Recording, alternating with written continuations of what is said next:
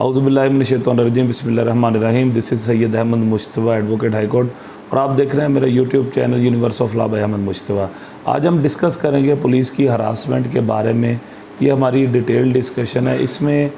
जैसा कि हम जानते हैं कि हमारी पुलिस के पास जो कानून ने वसी इख्तियारात दिए हुए हैं। पुलिस जो है हमारी जगह जगह पे तलाशी ले सकती है, हमारे घर को सर्च आउट कर सकती है, हमारे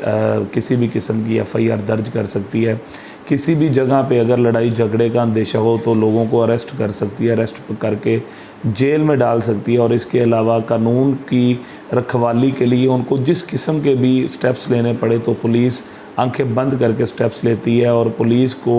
कुल्ली तौर पे बाइख्तियार बनाया हुआ है। हमारे कानून में जो पुलिस के इख्तियारात हैं वो बहुत ज़्यादा वसी हैं, और इन इख्तियारात का बाज़ दफ़ा हमारे मुआशरे में ये देखा गया कि हमारे पाकिस्तान में ख़ास तौर पे जो हमारे पुलिस के भाई हैं, बेशक उनकी कुर्बानियाँ लाजवाल हैं, उनकी वजह से ही हम रात को सुकून और चैन की नींद सोते हैं। लेकिन कुछ पुलिस ऑफिसर्स हैं जो कि अपने इख्तियारात का नाजायज़ इस्तेमाल करते हैं। उन इख्तियारात का नाजायज़ इस्तेमाल करने की वजह से जो हमारे शरीफ शहरी हैं, जो हमारे जैसे लोग जो मुआशरे में रहते हैं, उनको बहुत ज़्यादा तंगी और परेशानी का सामना करना पड़ता है।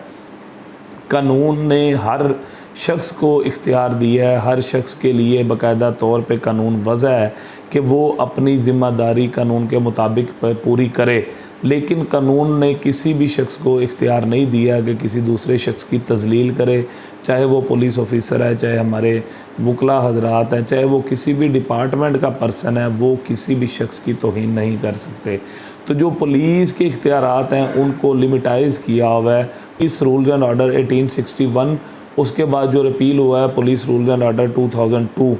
इसमें जो है पुलिस के इख्तियारात भी बताए हुए हैं, और साथ में जो भी पुलिस मिसकंडक्ट ऑफ ड्यूटी करते हैं उसके हवाले से भी कानून वज़ा किया गया है। तो जो भी शहरी इस हवाले से परेशान है, हमारे भाई जिनको पुलिस बार बार तंग करती है, मुख्तलिफ़ तरीके से तंग करती है, फ़ोन करके थ्रेट करना, किसी शख्स को सर्च करने के लिए आपके घरों में घुस जाना, दरवाज़े तोड़ देने, आपके घर में आ जाना, घर की बेजा तलाशी लेना, विदाउट वारंट घर को सर्च आउट करना, फिर जगह जगह पे खड़ा करके आपकी तलाशी लेना, गाड़ियों की तलाशी लेना, आपको फ़ोन कॉल्स करके हरास करना, मुख्तलिफ़ हीले बहाने से FIR का डर डाल के आपको परेशान करना, और इसके अलावा आपके बंदों को उठा के ले जाना, 2-2 3 दिन अपनी कस्टडी में रखना और बाद में उनको छोड़ देना। ये सब के सब जो पुलिस के हथकंडे हैं, सब के सब इल्लीगल और अनलॉफुल है। कानून ये कहता है कि अगर किसी पुलिस ऑफिसर को कोई फ़र्स्ट इन्फॉर्मेशन मिलती है तो उसके मुताबिक पर्चा दर्ज करे,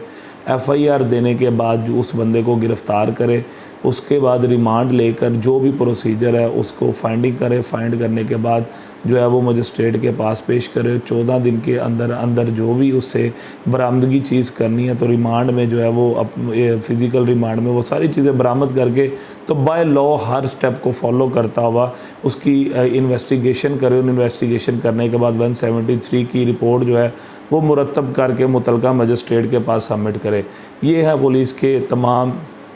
इख्तियारात और पुलिस की ड्यूटी। लेकिन जो पुलिस भाई हैं वो अपने इख्तियारात का बाज़ दफ़ा नाजायज़ इस्तेमाल करते हुए हमारे शहरियों को तंग करने की कोशिश करते हैं, और अपने इख्तियारात को नाजायज़ इस्तेमाल करके मुख्तलिफ़ लोगों के घरों में भी चले जाते हैं, और मुख्तलिफ़ तरीके से मुख्तलिफ़ हथकंडों के साथ लोगों के सामने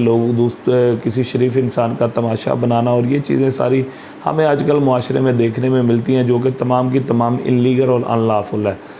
अब हम देखते हैं कि कानून के कौन से ऐसे सेक्शंस हैं जो कि पुलिस के नाजायज़ इख्तियारात, पुलिस को नाजायज़ इख्तियारात से रोकते हैं। सबसे पहले हम बात करते हैं पुलिस रूल्स एंड ऑर्डर्स के आर्टिकल 113 में। जो पुलिस रूल्स एंड ऑर्डर 2002 में जो सेक्शन 113 है यानी 113, उसमें पनिशमेंट्स बताई हुई हैं कि पुलिस को क्या क्या पनिशमेंट्स हो सकती हैं। इसमें पुलिस को अरेस्ट भी किया जा सकता है। पुलिस ऑफिसर अगर नाजायज़ इख्तियारात अपना इस्तेमाल करता है तो उसके रैंक में भी कमी की जा सकती है, उसको किसी भी किस्म की पेनल्टी जो है वो डाली जा सकती है। अब आते हैं सेक्शन 155 की तरफ। जो सेक्शन 155 है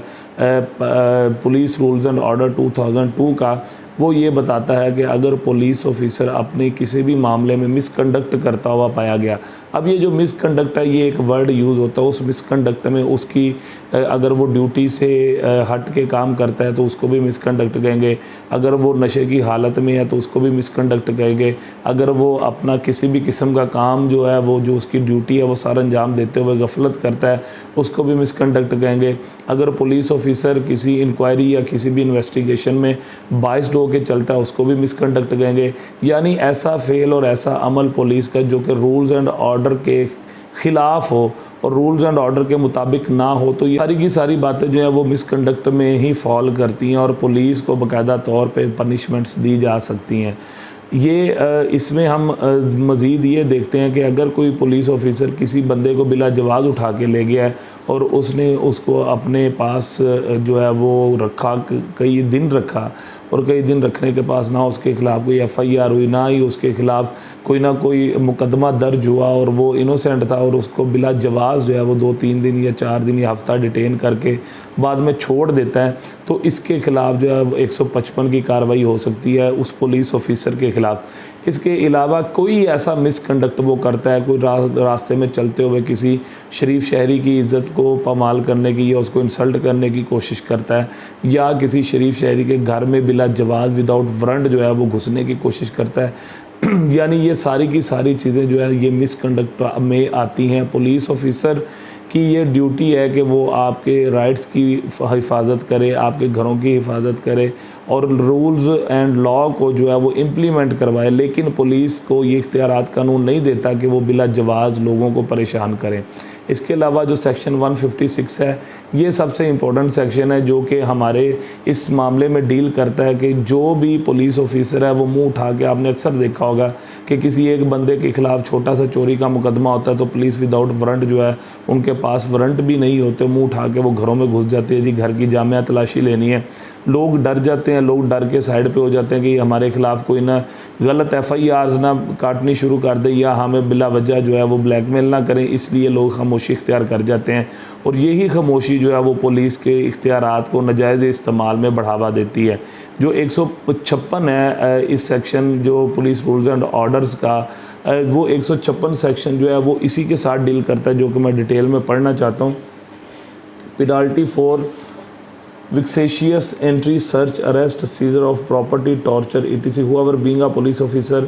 जो इसकी क्लॉज A है वो ये कहती है विदाउट लॉफुल अथॉरिटी और रीजनेबल कॉज एंटर्स और सर्च और कॉजेज टू बी एंटर्ड और search any building vessel tent और प्लेस। यानी जो 156 है वो ये कहता है कि उसकी क्लॉज A जो है वो ये कहती है कि अगर कोई भी पुलिस ऑफिसर विदाउट वारंट यानी उसके पास सर्च वारंट नहीं है, वो ऐसे ही बिला जवाज़ किसी भी किस्म की बिल्डिंग में दाखिल हो गया, किसी घर में दाखिल हो गया, किसी टेंट में, यानी कि कोई भी ऐसी जगह जहाँ पे रहाइश हो और वो बग़ैर वारंट के उस घर में दाखिल हो जाए तो उसके ख़िलाफ़ जो है वो कार्रवाई हो सकती है 156 क्लॉज A के तहत। अब जो सेकंड है vexatiously and unnecessary seize the property of any person, vexatiously and unnecessarily detain, search or arrest any person or inflicts torture or violence to any person in his custody shall for every such offence or conviction be punished with imprisonment for a term which may extend to 5 years and with fine। इसमें जो section 156 है इसमें detail में ये बता दिया गया है कि अगर कोई पुलिस ऑफिसर बगैर वारंट्स के, बगैर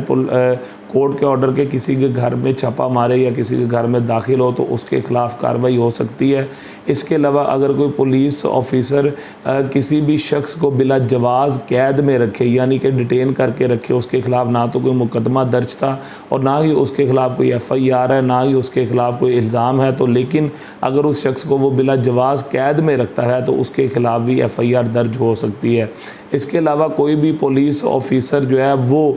किसी भी शख्स को कैद में रख के उस पर बेजा तशद्दुद करता है तो उस तशद्दुद के साबित होने पे उस पुलिस ऑफिसर के ख़िलाफ़ जो है वो बाकायदा तौर पे FIR दर्ज हो सकती है और इस तमाम जितने ऑफेंसेस हैं इनकी जो सज़ा है वो 5 साल कैद है और इसके अलावा जुर्माना भी हो सकता है। आगे जो सेक्शन 157 है वो ये है कि पुलिस की ड्यूटी है, जैसा कि हम जानते हैं कि जब भी पुलिस किसी शख्स को अरेस्ट करती है और गिरफ़्तारी डालने के बाद जो रपट उसकी काट देती है कि हमने इस शख्स को गिरफ़्तार कर लिया है, तो रपट काटने के बाद जो है रपट लिखने के बाद 24 घंटों के अंदर अंदर उन्होंने विदिन नो टाइम जो है वो मुतलका मैजिस्ट्रेट के पास पेश करना होता है। अब कानून को पता था इस चीज़ का, जो लॉ मेकर्स हैं उनको इस बात का पता था पुलिस इस चीज़ को भी नाजायज़ तौर पे इस्तेमाल कर सकती है, लिहाजा सेक्शन 157 जो है वो एंटर किया गया। उसमें बाकायदा तौर पे ये वर्ड इस्तेमाल किया गया है कि जब भी कोई शख्स जो है जिसको प्रोड्यूस करना था, लेकिन पुलिस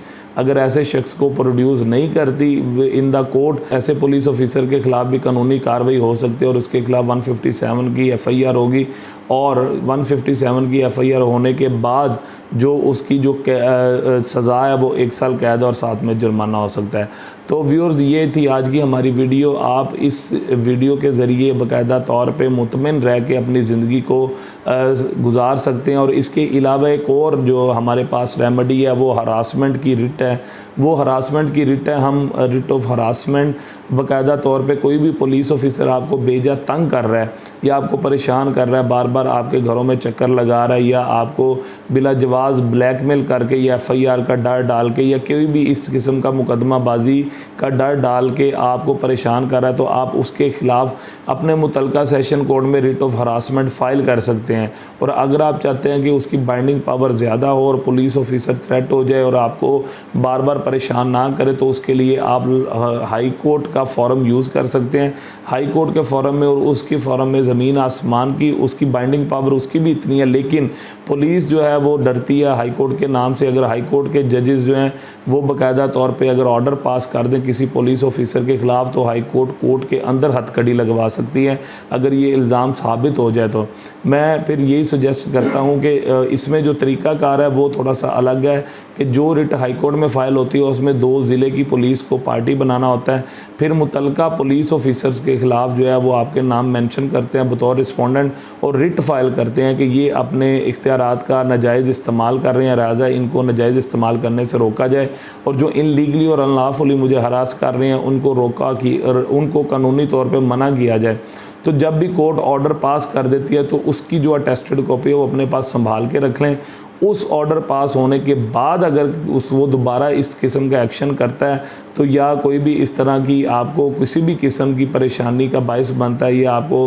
हरासा परेशान करता है, तो आप फ़ौरन कंटेम्प्ट ऑफ कोर्ट में आके उस ऑर्डर को साथ लगा के उसकी कोर्ट में तलबी होगी। और अगर उसके सर ये बात साबित हो जाती है तो कंटेम्प्ट ऑफ कोर्ट में भी जो हाई कोर्ट है उस पुलिस ऑफिसर के ख़िलाफ़ कार्रवाई करने का हुक्म दे सकती है कि इसने हाई कोर्ट के ऑर्डर्स को फॉलो नहीं किया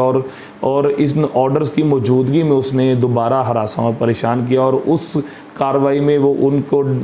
उसकी डिमोशन भी कर सकती है, उसको नौकरी से फारिग भी कर सकती है, नौकरी से बर्खास्त करने के बाद टर्मिनेट